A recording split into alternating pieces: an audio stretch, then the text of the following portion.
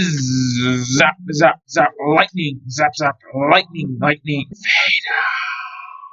Hello everybody, it's me, the Lego Dude, and in this video I will be talking about all the LEGO Star Wars sets which are rumored and leaked to be releasing in the first half of 2023. All of these are from the most reliable LEGO source possible, which means it's very likely that all of these are very true. Starting off with the first set on the list, we have the 75344, which will cost $10, and this set will be the Slave 1 Microfighter. This set has been anticipated for a really long time. Ever since Microfighters were first released in 2014, we haven't gotten a Slave 1 Microfighter, even though it's such an iconic ship, and now it's finally actually being made. I'm very interested in seeing how they design this microfighter because the Slave 1 does not fit the size or shape of a Star Wars ship that could be easily translated into just a small $10 Lego set. There are other microfighters which probably weren't as hard to design, like the Millennium Falcon or the Skyhopper microfighters, but the Slave 1 microfighter was probably more tricky to design. Another interesting thing which I would like to see is where they're going to put Boba Fett's seat on this microfighter, because there's no clear and obvious place where you can put it in such a small set. In other microfighters, for example the Millennium Falcon and Skyhopper microfighters, it's pretty straightforward where you're going to put the chair, but in the Slave 1 microfighter it's not as straightforward as those ones. And one thing I almost forgot to mention is that the minifigure will pretty obviously be the new Boba Fett minifigure from 2021, and an added bonus to this set is that this is the cheapest way possible to get this minifigure, which means if you don't have it yet, you can just get this set. I'm really hoping that this set will be super awesome, but with a ship like the Slave 1 being translated into such a small Lego set, I have my doubts about it. Moving on to one of, if not the most exciting sets for this wave, and that is the 75345 $20 501st Battle Pack. You heard me right, everybody. Literally one day after the original 501st Battle Pack from 2020 is scheduled to be retiring, this brand new 501st Battle Pack will be releasing.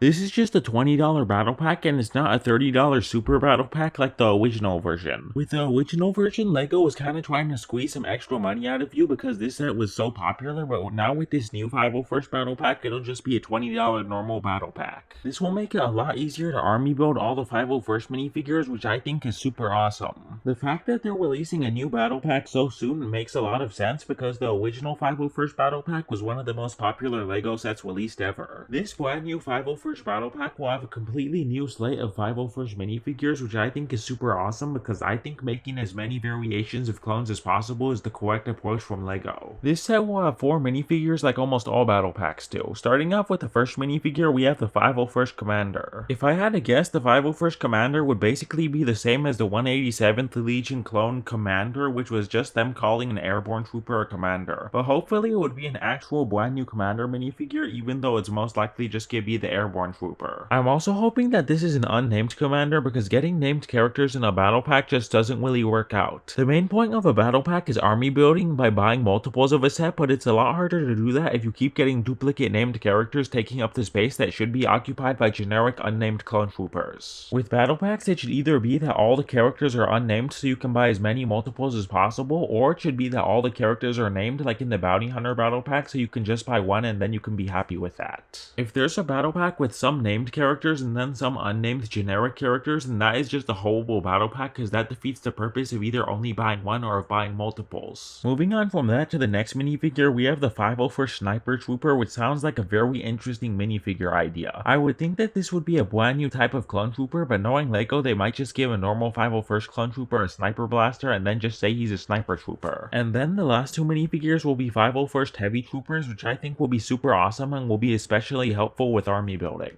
Next up, we have the 75346, which will cost $35 and is a mystery set based off the Mandalorian Season 3. Other than that, this set is completely unknown, so let's just keep moving. Next up is a really big set which has been wanted for a very long time, and that is the 75347 $65 TIE Bomber. Finally, after 20 years away, the TIE Bomber makes its triumphant return to LEGO. I think that this set should have been released a few years ago during the 40th anniversary of The Empire Strikes Back, but it's better to get it late than never. Getting a TIE Bomber after so long is still amazing, and hopefully it would have the key play feature that most of us would want on it because it's the TIE Bomber, and that's being able to drop bombs. The minifigure selection for this set is a TIE Pilot, Darth Vader and a Gonk droid. This is an underwhelming figure selection, and I would have hoped for maybe a fourth minifigure in such an expensive set, like maybe a Stormtrooper, but I'm still extremely excited for this set. A few years ago, LEGO designers said it would be too complicated and expensive to design a really good TIE bomber, but now just a few years later we're getting one for just $65, which I think is super awesome. Next up we have the 75348, which will cost $100 and will be based off the Mandalorian Season 3. Other than that, this set is just completely unknown, so let's just move on. Now we have the 3 helmet sets, which will all cost $70. Starting off with 75349, we have the Phase 2 Captain Rex helmet, which I already talked about in last week's video, which you can see in the eye thingies at the top of the screen now. Next up we have another super exciting helmet set, and that is the 75350 Phase 1 Commander Cody helmet. Even though this is an exciting helmet set, it's kind of disappointing that they released it as a Phase 1 helmet set and not a Phase 2 helmet. I think it would have made much more sense if they released 2 Phase 2 helmets, but instead they decided for some reason to release one Phase 1 helmet and one Phase 2 helmet. This just really doesn't make any sense, but hopefully both of these helmets will still be amazing. And the third helmet set is the 75356 Endor helmet. This makes a lot of sense because 2023 is the 40th anniversary of Return of the Jedi. I'm actually kind of surprised that not more Return of the Jedi sets are slated to be released in the first half of 2023. This Endor Rebel Trooper helmet will hopefully look really cool, and I think it'll go really good on display with the Scout Trooper helmet because they're both based off Return of the Jedi. Next up is the 75351, which was supposed to be the third helmet set, but is actually just a blank $70 set. I hope that this is the set which may have Phase 2 Rex because I'm hoping we get him early this year and we don't have to wait until summer or later to get him. Maybe if this is the set which will have Phase 2 Rex, then this could be Captain Rex's Y-Wing from the Clone Wars Season 7. But other than that bit of speculation, then 75351 is just a complete unknown. Next up we have another very exciting set, but which may be overpriced, and that is the 75352 $100 Death Star Final Duel diorama. This will still hopefully be a very cool set, but $100 seems very overpriced for what will most likely just be a miniature set. This set will probably be very detailed, but nonetheless it'll still be using mostly small pieces, which won't really justify the $100 price tag. Something that might help justify the price tag though is the minifigures, because this set will have 5 minifigures: a Luke Skywalker, a Darth Vader, the Emperor, and 2 Royal Guards. Hopefully these minifigures will at least be slightly updated and improved since the last time they were made, because this set has such a massive price tag, so I think the minifigures should at least have something extra to help in justifying that price tag. Next up we have another diorama set, and that is the 75353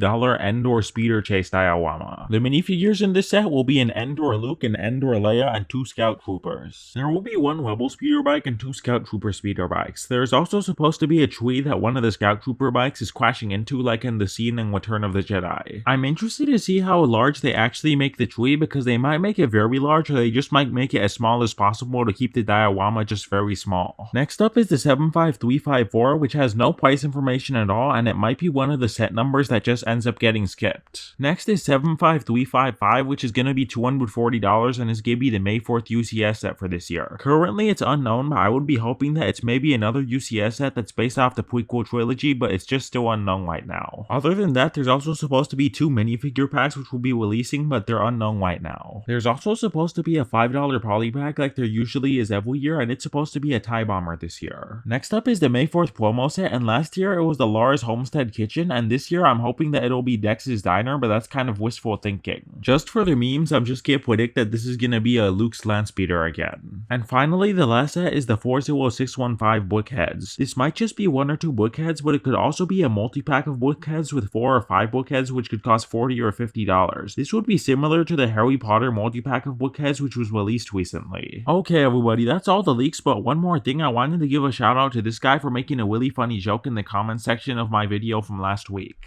Okay everybody, that's everything for today's video now. What do you think about all these leaks? Do you think that this will be a really good wave of sets for January and March, or do you think that this is very underwhelming? Remember, you can tell me in the comment section down below. And before you leave, remember to hit the subscribe button, ring the notifications bell, and leave a like on this video. Bye. Created by the Lego Dude. Produced by the Lego Dude. Directed by the Lego Dude. Paid for by the Lego Dude. Edited by the Lego Dude. Thank you for watching. Please subscribe and leave a like.